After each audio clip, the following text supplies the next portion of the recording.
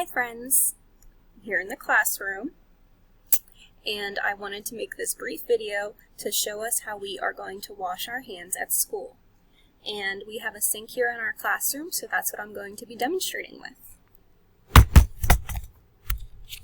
Alright, so if you see here, I have the steps right here for you. It says washing hands. The first thing I want to do is I want to get my hands a little bit wet, so I have to turn on the faucet.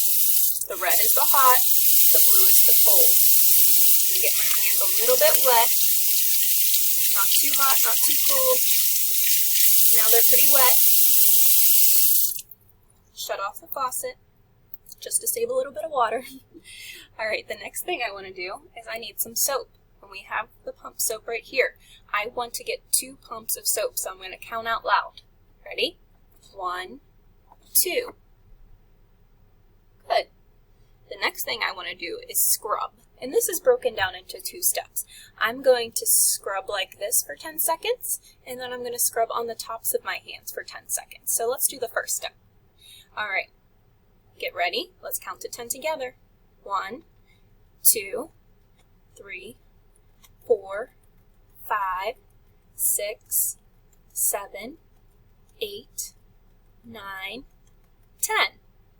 Alright, now I want to do the tops of my hands. Alright, so I am going to count to 10 again, rubbing the tops of my hands. Get ready. 1, 2, 3, 4, 5, and the other side. 6, 7, 8, 9, 10. Alright, so now they're sufficiently scrubbed. If I want, I can go in between. But they're sufficiently clean, getting all those germs off there. The next thing I want to do is they're all soapy, so I need water again. So I'm going to get the blue, and I'm going to turn it on. And I put my hands under, getting all that soap off. You don't want soapy fingers. Alright, they look clean to me. Pretty shiny. Shut the water off.